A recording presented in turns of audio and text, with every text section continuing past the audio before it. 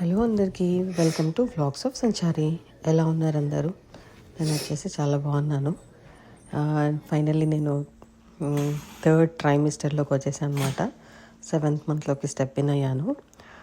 కొంచెం acidity form అవ్వడము and then ఈజీగా డైజెస్ట్ అవ్వకపోవడం, హార్ట్ బర్నింగ్ ఉన్నాయి కొంచెం సిమ్టమ్స్. అప్పుడప్పుడు కొంచెం నాజియా ఫీలింగ్ కూడా ఉంది. ఈరోజు వ్లాగ్ వచ్చేసి లంచ్కి ఏం ప్రిపేర్ చేస్తున్నాను చూపించబోతున్నాను అనమాట. నా ఫేవరెట్ వచ్చేసి కాకరకాయ. ఇంకా ఫ్రై కన్నా నాకు పులుసు అంటే చాలా ఇష్టం అనమాట. నేను ఎలా చేస్తానో చూపిస్తాను ఈరోజు. ఇంకా మెంతం కూర ఉండే, పెసరపప్పు టమాటా వేసి కర్రీలాగా చేస్తున్నాను. గ్రేవీ కర్రీ కాదు, జస్ట్ ఫ్రై టైప్ కొంచెము. అండ్ దెన్ కాకరకాయ పులుసు అనమాట. సో దానికోసం ఫస్ట్ నీట్గా వెజిటబుల్స్ కావాల్సినవి వాష్ చేసుకొని కొంచెం రిలాక్స్గా మెల్లిగా కట్ చేసుకొని, అంత అర్జెంట్ ఏం లేదు. సో ఇంకా లంచ్కి టైం ఉంది. సో కొంచెం నచ్చిన మూవీ చూస్తూ కావాల్సినవన్నీ కట్ చేసి పెట్టుకుంటున్నాను అనమాట. నా టేస్ట్ ఎలాంటిదో చెప్తాను. మూవీస్ అంటే నాకు గోదావరి అంటే చాలా ఇష్టం. అండ్ దెన్ ఇంకా కే విశ్వనాథ్ గారి మూవీస్ అంటే ఇంకా చాలా ఇష్టం. అవి కొన్ని 100 times చూసుంటాను అనమాట. ఎన్నిసార్లు చూసినా నేను కొత్త దానిలాగానే చూస్తాను అనమాట. అవి ఎప్పటికీ బోర్ కొట్టవు. నాలాగా చాలామందికి కూడా ఇష్టం ఉండే ఉంటుంది ఆ మూవీస్ అంటే. వాటిలో ఉండే సినిమాటోగ్రఫీ కానీ, మ్యూజిక్ కానీ, చూపించే క్యారెక్టర్స్ కానీ అవి ఎంత ప్లెజెంట్గా అంటే ఒక మూవీ చూసిన తర్వాత హోల్ హార్టెడ్గా అనిపించాలి. ఇన్ ద లేటెస్ట్ మూవీస్ చూస్తే ఏంటంటే ఏదో కైండ్ ఆఫ్ డిస్టర్బెన్స్గా ఉండడమో, లేదంటే దాని గురించి ఎక్కువ బాదర్ అవ్వడమో, ఎక్కువసేపు ఆలోచించడమో, అది మనసులోంచి తొందరగా పోకపోవడం అనే ఫీలింగ్ ఉంటుంది అనమాట. సో దానివల్ల నేను ఎక్కువ లేటెస్ట్ మూవీస్ కన్నా ఎక్కువ ఓల్డ్ మూవీస్కి ఎక్కువ ప్రిఫర్ చేస్తాను అనమాట. సో అది నా టేస్ట్. మీకు కూడా అలాంటి టేస్ట్ ఉంటే కమెంట్ చేయండి, షేర్ చేసుకోండి మీ ఫీలింగ్స్. సో అలా మూవీ చూస్తూ వెజిటబుల్స్ అన్నీ కట్ చేసేసాను కావాల్సినవన్నీ. కర్రీ మెంతం కూర, పెసరపప్పు టమాటా వేసి అది యాజ్ యూజువల్గా రెగ్యులర్గా చేసే కర్రీ అనమాట. దానిలో అంత స్పెషల్ ఏం లేదు. బట్ కాకరకాయ పులుసు వచ్చేసి నేను ఎలా చేస్తానంటే, పాతకాలంలో అమ్మమ్మ వాళ్ళు నేను మా మమ్మీని కూడా చూశాను.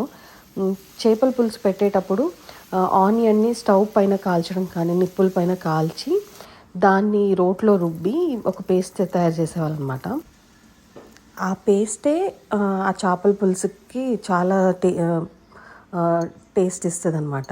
అది 1-2 days అయినా ఖరాబ్ అవ్వకుండా టేస్ట్ని ఇంకా డబల్ చేస్తుంది అనమాట. సో ఆ టైప్లో నేను ఈ చేపల పులుసుకి కూడా అలా ఆనియన్ ఫ్రై చేశాను. మీరు చూస్తే యాస్టీస్గా తాలింపు పెట్టుకొని కాకరకాయ ముక్కలన్నీ వేసి అది మగ్గనివ్వాలి. మంచిగా ఆయిల్లో మగ్గిన తర్వాత స్లోగా కుక్ చేసుకుంటాను అనమాట. ఎక్కువ హై ఫ్లేమ్లో పెట్టేసి బాగా కలిపేసేస్తే కొన్ని డార్క్గా అయిపోతాయి, కొన్ని మాడిపోయినట్టు అయిపోయి, కొన్ని అలానే ఉంటాయి కచ్చిగా. సో కొంచెం మెల్లిగా టైం తీసుకొని మీడియం ఫ్లేమ్లో పెట్టుకొని బాగా చాలాసేపు వాటిని మగ్గనిస్తాను అనమాట. సో దట్ అది మీరు నమ్మరు, నేను చేసేది 1-2 days అయినా కూడా టేస్ట్ అలానే ఉంటుంది అనమాట. నాకు ఎంతో ఇష్టం. కాకరకాయ వండిన రోజైతే నాకు ఇంకా ఎక్కువ ఆకలి అవుతుంది. మళ్ళీ ఎప్పుడెప్పుడు తినాలని అనిపిస్తుంది అనమాట. అండ్ ఇంకోటి, చాలామంది కాకరకాయకి పసుపు రాసి ఉప్పులో నానబెట్టి అలా చేస్తారు. నేనేం నమ్ముతానంటే, మనకి కాకరకాయ అలవాటు అవుతే దానికి మనం అవన్నీ చేయనవసరం లేదనమాట. అసలు చేదు అనిపించదు అలవాటు అయితే. ఎవరికైతే ఎక్కువ అలవాటు ఉండదో, లేదంటే ఎక్కువసార్లు తినరో వాళ్ళకి ఎన్ని చేసినా అది చేదుగానే ఉంటుంది. అది చేదు పోదనమాట. మీరు పసుపులో నానబెట్టినా, ఉప్పులో నానబెట్టినా అది చేదుగానే అనిపిస్తుంది. బాగా అలవాటైన వాళ్ళకి ఎలా వండినా అది చేదు అనిపించదు. అదే సామెత ఉంటారు కదా, తినగ వేప తీయగుండును అన్న టైప్లో అనమాట. అది కాకరకాయ బాగా అలవాటైన వాళ్ళకి అసలు చేదే అనిపించదు. సో అలా మెల్లిగా వాటిని మగ్గనివ్వాలి. ఆలోపు డిష్ వాషర్లో డిషెస్ అన్నీ సదురుతున్నాను అనమాట. డ్రై అయిపోయాయని నైట్ వేసి పెడతాము. సో మార్నింగ్ కావాల్సినప్పుడు సదిరేసేస్తాను.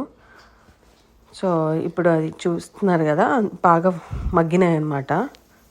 తెలిసిపోతుంది అది ఈజీగా. ఇప్పుడు నేను కొన్ని అది మిక్సీ జార్లో చెప్పాను కదా ఒక పేస్ట్ తయారు చేస్తాను. కొన్ని పల్లీలు, కొన్ని నువ్వులు, కొంచెం కొబ్బరి కూడా వేయొచ్చు, ఎండు కొబ్బరి నా దగ్గర లేకుండింది. సో ఇప్పుడు అదే ఫ్రై చేసుకున్న ఆనియన్స్, తర్వాత ఉప్పు, కారము, పసుపు ఆల్రెడీ యాడ్ చేసాము అక్కడ మనము ముక్కలు వేయించేటప్పుడు. కావాలనుకుంటే దీనిలో కూడా కొంచెం యాడ్ చేసుకోవచ్చు అనమాట. ఇది ఒకసారి మిక్సీ పట్టుకొని ఆ పేస్ట్ అయిన తర్వాత ఇప్పుడు చింతపండు యాడ్ చేసుకోవాలి. చింతపండు నానబెట్టిన కొన్ని వాటర్ వేసేసి మంచిగా పేస్ట్ లాగా చేసుకోవాలన్నమాట. దీన్ని తీసుకెళ్ళి ఇప్పుడు బాగా మగ్గిన ముక్కలు ఉన్నాయి కదా కాకరకాయ ముక్కల్లో వేసేసి మంచిగా దగ్గరికి ఉడకనివ్వాలన్నమాట. ఈ పేస్ట్ అంతా ముక్కలకు పట్టేలాగా. నేను చిన్నగా చేసుకున్నాను ముక్కలు. జనరల్గా అయితే ఇంకా అంటే మంచిగా అనిపించడానికి కొంచెం పొడుగ్గా అయినా చేసుకోవచ్చు, లేదంటే రౌండ్గా అయినా కట్ చేసుకోవచ్చు. చూడడానికి చాలా బాగుంటుంది. దానిలో నేను కొంచెం ధనియాల పొడి, ఇంకా బెల్లం మస్ట్ అనమాట. బెల్లం లేనిది పులుసుకి అసలు టేస్టే, పులుసు అనము, బెల్లమే చాలా టేస్ట్ ఇస్తుంది. నేను ఒకసారి టేస్ట్ చూసుకొని కావాల్సినంత ఉప్పు, కొన్ని వాటర్ యాడ్ చేసుకొని ఇంకా ఉడకనివ్వాలి. కాసేపు అలా మూత పెట్టేసి పక్కకు ఉంచేసేయాలన్నమాట. ఈలోపు ఈ కర్రీ కూడా అయిపోయింది. నేను టమాటా యాడ్ చేశాను, అది ఉడికింది. ఇంకా ఫైనల్గా కావాల్సినంత కారం, మనకి ఎంత కారం కావాలో అంత కారం వేసుకొని కొంచెం ధనియాల పొడి, కొంచెం జీలకర్ర పొడి వేసేసి కొన్ని వాటర్ యాడ్ చేసి, లేదంటే మరీ డ్రైగా అయిపోయి మాడిపోతుంది.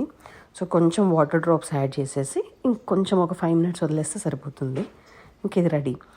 అండ్ దెన్ ఈరోజు నేను వచ్చేసి వీటికి కాంబినేషన్గా రైస్ కాకుండా నేను జొన్న రొట్టె తయారు చేస్తున్నాను.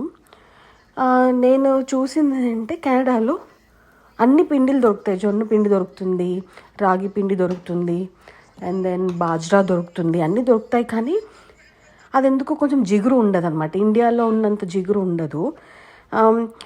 ఎంత బాగా కలిపినా కూడా ఆ రొట్టె చేసేటప్పుడు విరిగిపోవడం జరుగుతూ ఉంటుంది అనమాట. సో నేను అందుకనే కొంచెం చపాతీ పిండి యాడ్ చేసి మరీ రొట్టె సైజులో కాకుండా కొంచెం చపాతీ సైజులో చేస్తానన్నమాట. సో సేమ్ ఈరోజు కూడా అలానే హాఫ్ జొన్న పిండి, హాఫ్ చపాతీ పిండి తీసుకొని వేడి నీళ్ళతో కొంచెం ఉప్పు యాడ్ చేసి వేడి నీళ్ళతో కలుపుకుంటున్నాను పిండి.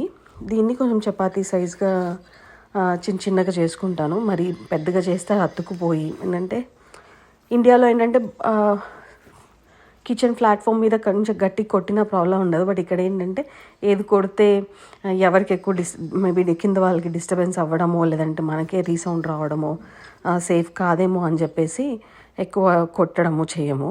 సో నేను ఇలా చాపింగ్ బోర్డ్ మీదనే చేస్తున్నాను అనమాట, చిన్న సైజులో. సేమ్ రొట్టె ఎలా చేస్తామో ఆ టైప్లో కొంచెం ఎక్కువ పిండి తీసుకొని, మరి చపాతీ సైజ్ కాకుండా ఇవి కొంచెం లావుగానే వస్తాయి. కొంచెం బాగానే ఉబ్బుతుంది కూడా మంచిగా. కొన్నిసార్లు చేసేటప్పుడు అది అతుక్కుపోతూ ఉంటుంది. సో కింద కొంచెం ఎక్కువ పిండి వేసుకొని మనం, ఎందుకంటే తీసేటప్పుడు అది ఈజీగా ఫ్లిప్ అవ్వడానికి వచ్చేలాగా పిండి జరిగేలాగా వేసేసుకుని చేసుకుంటే మంచిగా వస్తాయన్నమాట. అండ్ కాల్చుకునేటప్పుడు ఒక సైడ్ పైన, కింద కాలేటప్పుడు పైన కొన్ని వాటర్ స్ప్రింకిల్ చేసుకోవాలి. ఒక 3-4 minutes అయిన తర్వాత అది కొంచెం కాలింది అనిపించినప్పుడు పైన నీళ్ళు చల్లుకొని దాన్ని మళ్ళీ తిప్పేసుకొని కాల్చుకుంటే ఈజీగానే వచ్చేస్తాయి అన్నమాట. ఎవరికైతే జొన్న రొట్టె తినాలని ఉంటుందో మెల్లిమెల్లిగా ఇలా ట్రై చేస్తే వాళ్ళకి చేసుకోవడం వస్తుంది అనమాట. చేయితో కూడా కొట్టడం ఈజీయే. నేను అది కూడా ఇంకొక వీడియోలో చూపిస్తాను. చేయితో ఎలా కొట్టి పెద్దగా చేసుకోవాలి, పెద్దగా రొట్టె ఎలా చేయాలో చూపిస్తాను. సో ఈరోజు వ్లాగ్ వచ్చేసి ఇదే అనమాట. కాకరకాయ పులుసు అండ్ దెన్ పెసరపప్పు, మెంతం కూర. ఇది నా లంచ్ ఈరోజుకి. ఈ వీడియో కనుక మీ అందరికీ నచ్చితే please like, share and comment. Bye.